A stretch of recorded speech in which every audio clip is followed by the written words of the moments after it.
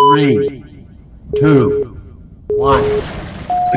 No, that's great. That's great. What you said is powerful because it shows you that and this is what people miss when they sometimes go to college. Sometimes you go to college for the degree and you forget you're really there to get the knowledge. And so the degree or the certificate is just a symbol of the knowledge that you're supposed to have. I'm one of those people that didn't realize that until it was too late. But that's another story for another day. Cool. But yeah, no, absolutely. No, that's great. The fact that you're able to leverage that knowledge to land a job. Now, people that want to, we can't give them too much of the sauce because we definitely want you to check out Course Careers because we think it's worth it.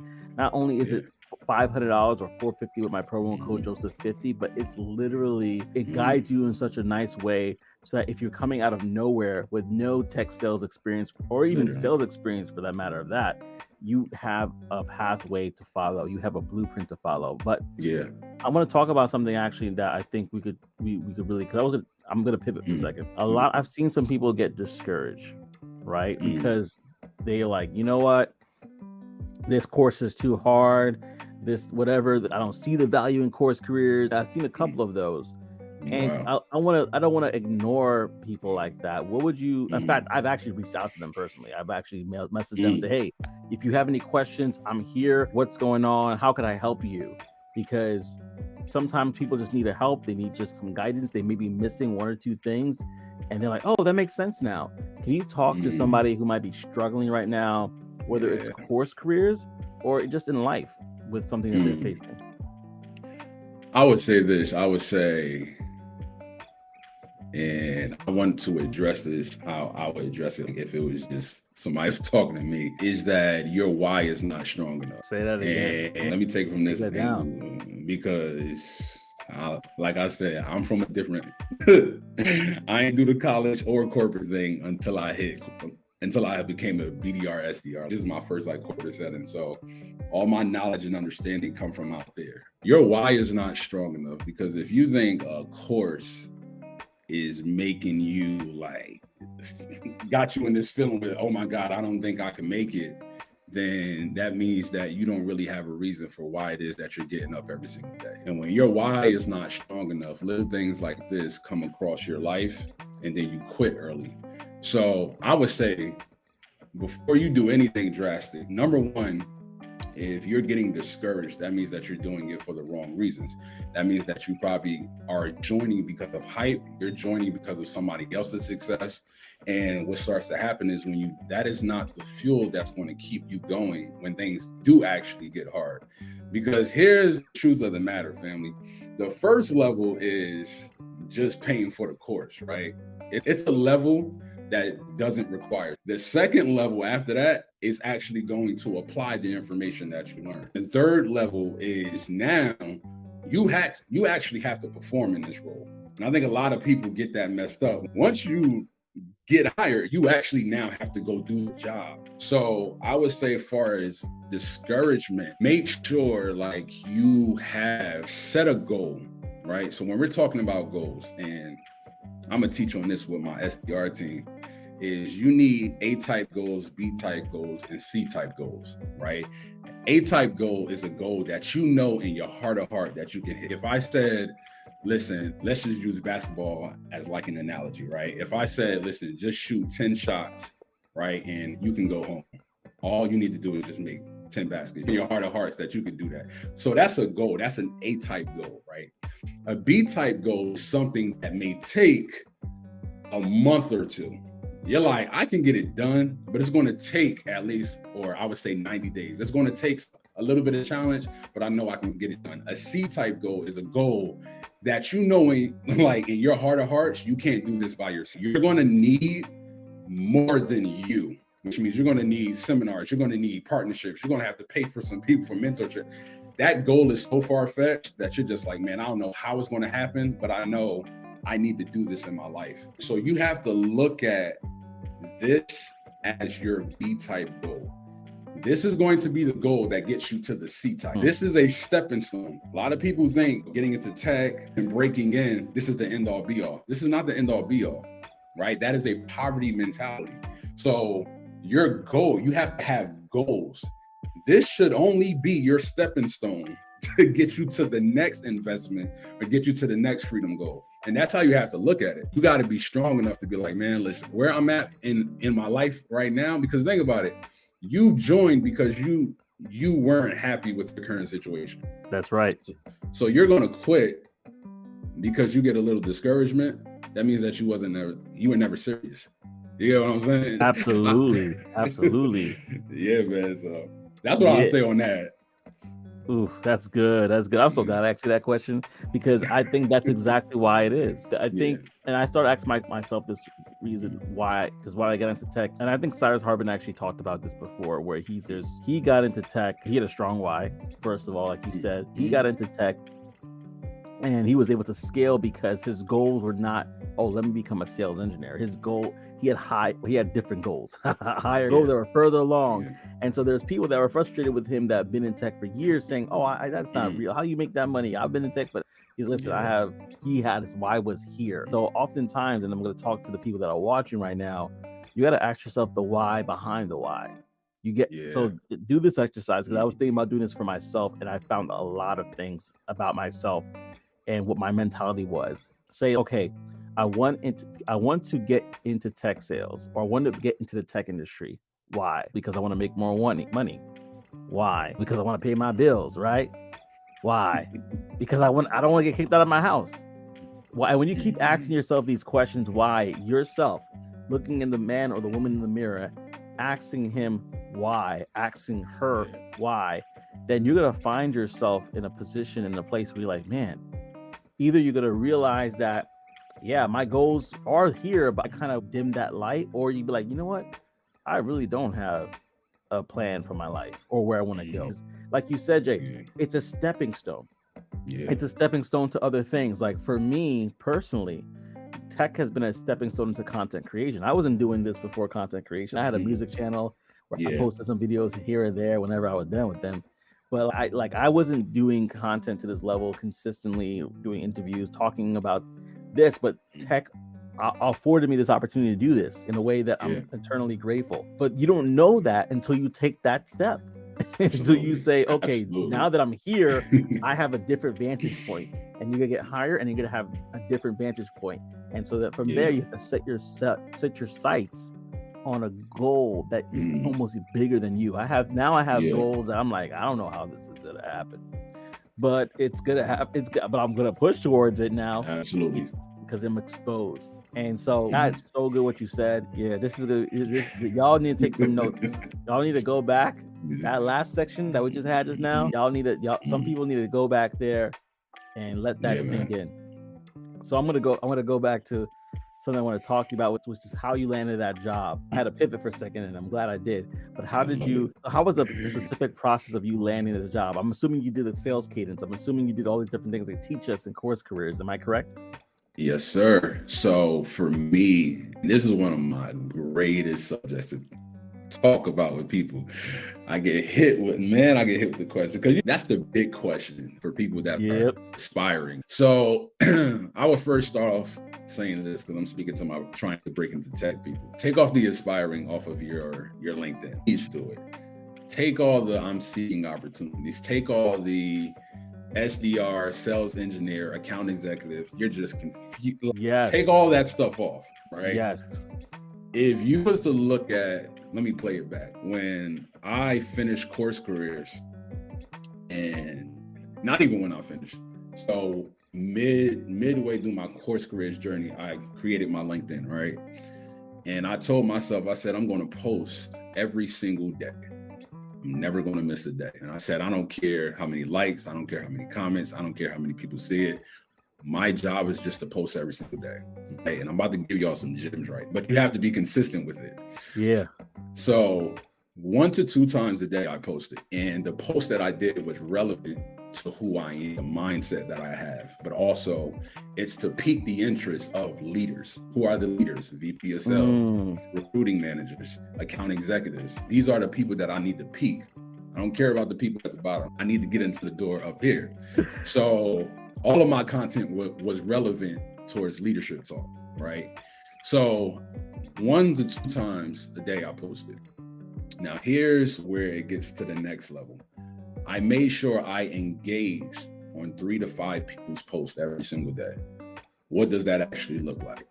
That looks like whoever is in the vicinity of my industry that I want to get into, I'm choosing 3 to 5 people within that industry. Whatever they post, I'm clicking under that. What does that now do? What that does is it now matches the face with a name. And also, now the community starts to see your name and your face in their friends' posts. So what it does subconsciously is, okay, if such and such posts, if Joseph posts over here, and then Ren does a post over here, but your face and your comment engagement is in both. Now everybody is just seeing you, right? So that's something that I did. So posted 1 to 2 times a day, and then engaging 3 to 5 people's posts every single day. Then we started doing this, right? Now this is what helped me out. Anytime I see a company, because companies are always saying we are hiring SDRs, right? I never did my applications on LinkedIn. Hear me now, family. Do not apply on the easy apply at LinkedIn. Take that out. Don't click it. That's lazy. Nobody's looking at that. As soon as you see that, you want to go to the company's website and apply there. And that's big. But you're not just applying to anybody. Now, so a lot of people ask me too, Joseph, they're like, how many applications did you apply for? Less than 30. Now, why was that? I chose 10 companies. I researched them. And I said, I would actually work for these companies based off where the economy is and the product that's needed within the economy. You did some research. Exactly. So my product was a solution to a problem within the current economy. That is going to help you out in sales, because if your product sucks and the economy don't need it, a lot of people you calling ain't going to need it. And it'll be hard to get your quota. There you go. And now you back on the streets. And now we see your post. So with that, I made sure that those 10 companies, researching them, and they are good for me. Make sure the companies are good for you, whether it's in health tech, whether it's in fintech, like these are different tech industries, right? So what I did was I made sure I looked up the VP of sales. I looked up the recruiting managers. I hit up the SDRs, BDRs within that sales team and asked them about the people that were going to be interviewing me. That's how I got a lot of my nuggets on my interviews. And I was hitting up the AEs, and I was reaching out to them saying this. I said, hey, what's going on, Jack? I just applied on the company's website for the BDR position. Right? Now, this is very key. That one sentence is very key, because that means that you went outside, you did work. Then the next sentence, I said, I can't wait to dominate with you guys this year. Boom. Do something along those lines. Oh, you said this to the AEs. I sent this to recruiting managers. Whoever was with that company got this message, right? So I said, I'm looking to dominate with you guys, yada, yada, yada, right? And then I said, who do I need to send my resume to so that it gets to the right person? Best regards, Khalil Javon Blue. The amount of messages I got back, because number one, what it does is it's very detailed. It's straight to the point. It's no fluff. Yeah. It's not the average, hey, how is it working over there? We don't nobody care about that. You want to be specific. You want to show them that you took action. And hey, I'm just looking for the person, and I'm not looking for you. You may not even be the person. I'm just looking for the person. So that's what I did for every company that I researched. And basically how I land my role was being active. Right now, this is all going to tie back. So when you're hitting these people it's all good. Keep going. Yeah. So when you're hitting these people up, these high target individuals, which we would call it in course careers, buyer personas, right? So these buyer personas, VP of sales, account executive, BDRs, SDRs, right? Recruiting managers.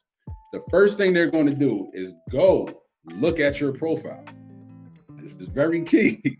They're going to look at your profile.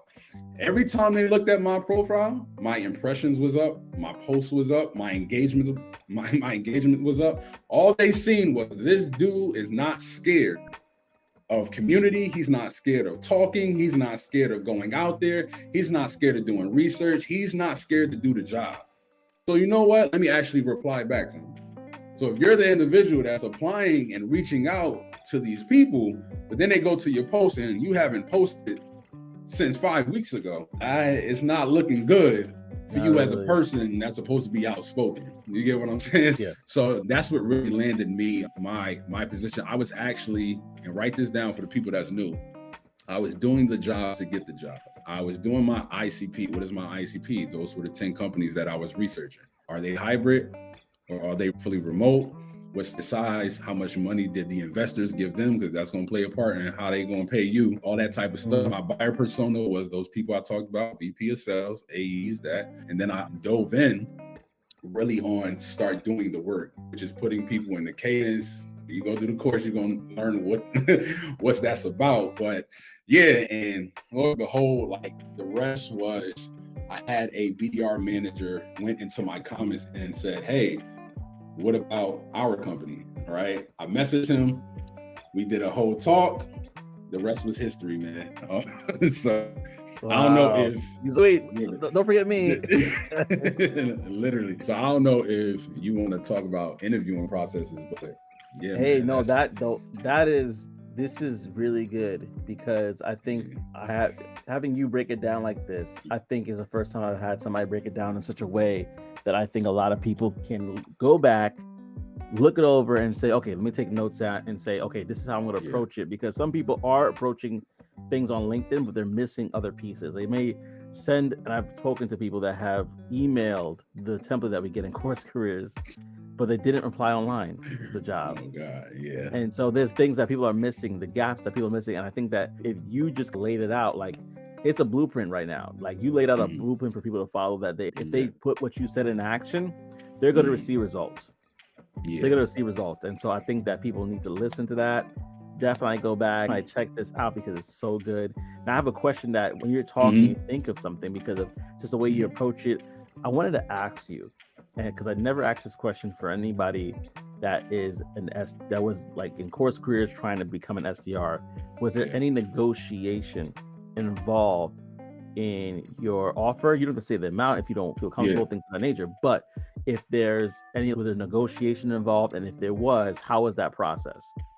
Yeah, so for me, no, there was no negotiation. My whole purpose of getting in here was literally not for no negotiation. Like I said, this is a stepping stone, right?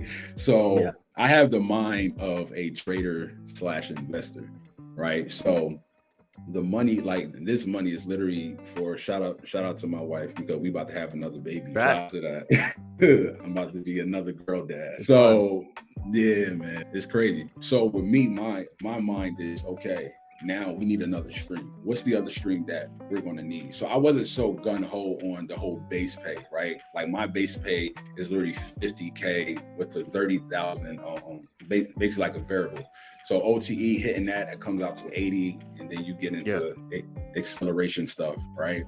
So this is just an extension to where it is that I'm going within it. So I think a lot of people need to come in with that. Now, I made a post on this, Joseph, where it's like telling people don't get so wrapped up on the whole, don't take nothing less than 60. Don't take nothing less than 80.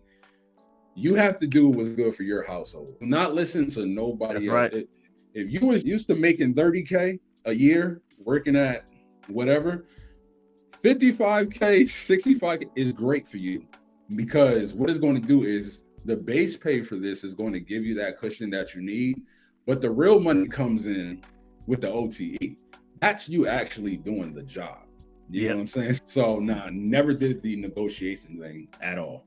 So that's good. That's good. I think what you said there is so true. Is like you have to assess your situation. You seek wise counsel. I reached out to Troy. I reached out to a few other people that are in this field prior to accepting my offer, and they all were like, "Hey, accept that offer." And so that kind of was good confirmation. But in the sense, I still had to assess my family situation and see if it's a good thing for me as well. And so that's the same thing you need to do. If you're watching this, you need to assess your situation, look at that offer and say, hey, is this better than what I had before? Because it's not the end. Oftentimes we look at I got into tech, this is my job forever. No, things may happen where you either may not be there for a long period of time because they let you go, let's be honest, or because you found a better opportunity. And so what you want to be able to do is leverage the experience that you're getting, learn, grow, and whenever that next step happens, you're prepared for it.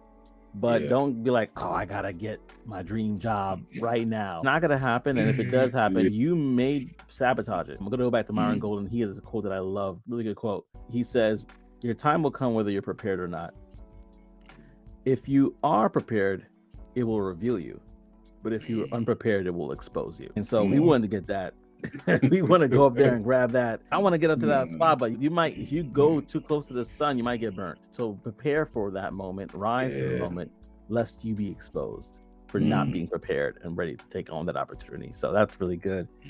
Ooh, this is good. I feel like we could keep on talking, man. I really do feel like we could keep on talking because and we might have to talk offline, but I want to kind of pivot now to the mindset because and we gotta probably pivot to the mindset because I think you've said it already and I could hear it in your voice. This is determination. This is like this not giving up, this grit that you have. Would you summarize as the word for somebody to have the mindset that you have to land the job and scale from there? Something that I would say that ET said years ago that always stuck with me every time. So those people don't know that you must sacrifice who you are for what you will become. The reason why you're probably not getting acceptance offers and this and that is because you're still trying to be the same person that you were at the last job, and you're trying to bring that into an 80K, 100K role. It's not going to work. So you got to get into the mindset of what am I willing to give up? What am I willing to die? What in me needs to die so that I can become a different person? And not big enough Jay-Z, but something that he said relating to this, he said, you think I worked this hard to stay the same? So it's okay to change. So many people get caught up in the way, I don't want to be called different. No, I'm not switching up. No, you need to switch up because your current situation is telling you to switch up. You get what I'm saying? So I would say, make sure you know who you are before you get into these spaces. The reason why, like how I'm talking now is how I talked on the interviews. Yeah. And a lot of people shy away from their identity, their real identity, because they're trying to please people. But once you know who you are, the right manager, the right leader is going to be like, no, we need that for this environment. Absolutely. And that's how you got to have it. So that's my mind, man. Authenticity and just that personal development. Yeah, just don't be afraid or ashamed to be who you are called to be, because you may be called to go higher. You don't want to stay and plateau where you're at. You're called to be higher. Oh, this was a great conversation, man. I really appreciate you having. I'm gonna call you. Your grandparents call you JB. I hope you don't mind me calling you JB. I like that. No, that's good. That's good. But JB, I love it. I really do appreciate having you on this conversation. And we're gonna have to do something again because I honestly could feel like we could keep talking. We could definitely keep talking. Can, bro. So much to be said. But man, with that being said, thank you so much for joining us on this episode of Tech Niche Tips. We're so glad that we had you with us. Until next time, we hope to see you on the other side. Take care, family.